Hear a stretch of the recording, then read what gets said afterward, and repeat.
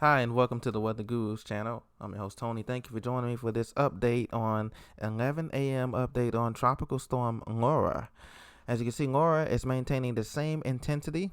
The winds are actually, its intensity's come down 5 miles an hour. The winds are now at 40 miles an hour, and the pressure is at 1,006 millibars, and it's moving west at 18 miles an hour. Very fast movement by Laura as it's being stirred by this big high pressure, Bermuda high pressure, that is continuing to steer it west along the chain of the islands. It's currently moving through Puerto Rico, bringing some squally weather and some rain, heavy rain, but they should be fine. But the next challenge for Laura will be going over the islands of Hispaniola, Dominican Republic, and Haiti, and over over the nation of Cuba with its high mountains. Both has high mountains, and so I'm not sure if Laura can survive that passage through all of this real estate, all of this land, because land interaction is something that inhibits the circulation of an impending tropical storm or hurricane.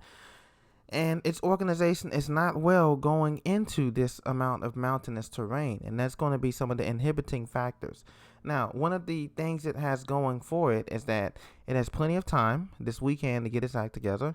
And once it reemerges into the Gulf, it does have an opportunity to strengthen. It has about 350 to 400 miles to have to strengthen, depending on how fast it's moving. If it slows down, then yes, we could be looking at some kind of hurricane in the Gulf by Wednesday or Thursday, as the Hurricane Center have shown.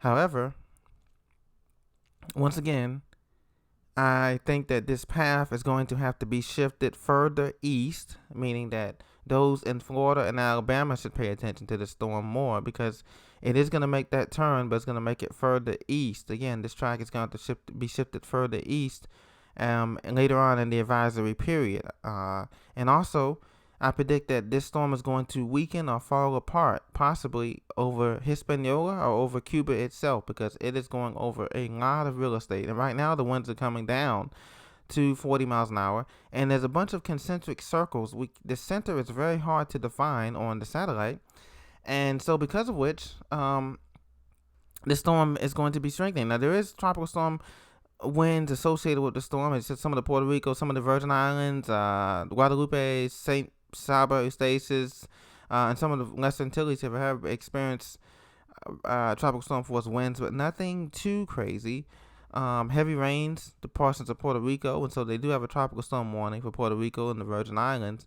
And of course, they're going to extend that to Hispaniola later on tonight. So, tropical storm force winds extend out 205 miles from the center. But if you look at the cone here, you can see that it's just going over a lot of different real estate here. And so I wouldn't be surprised if, let's say by the 11 p.m. advisory tonight and into Sunday morning, that the system is going to be downgraded to a tropical depression.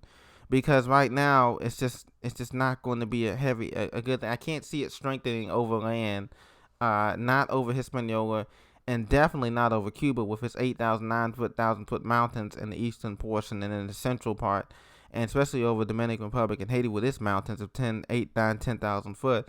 It's just not going to be possible. The circulation is going to be disrupted. It's already disrupted now. And so the winds are at 40 miles an hour. It dropped from the last advisory. It's going to be continue to drop. The next advisory comes out intermediate at 2 p.m. And I believe the winds are going to continue to be around the same.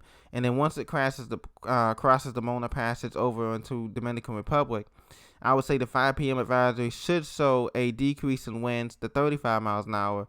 And possibly they're just going to tomorrow morning, they're just going to have to downgrade this thing to a depression as it makes its way across Haiti and back over to Cuba, because I don't see it keeping tropical storm strength through Sunday and Monday night with this kind of organization and inflow and outflow pattern. It's not very impressive. There is some banding, all the convective banding is well to the east of the center, and the center is basically exposed. And it's basically little micro centers that they're picking out, that the hurricane hunters are picking out on their missions that they go in there, and it's just not really well defined. And so going into the mountains, if you're not well defined, you can imagine a system that is well defined going into the mountains, and it still weakens. So you can imagine a system that is not well defined going into the mountains. So expect a tropical depression. sometime Sunday morning and Sunday night, and then it'll try to re-strengthen in the Gulf later on Tuesday, Wednesday. But I don't think it's going to be that much of a big deal for now. Stay tuned, and we'll bring you the latest, and that's the latest from here. And this is the Weather Guru signing off.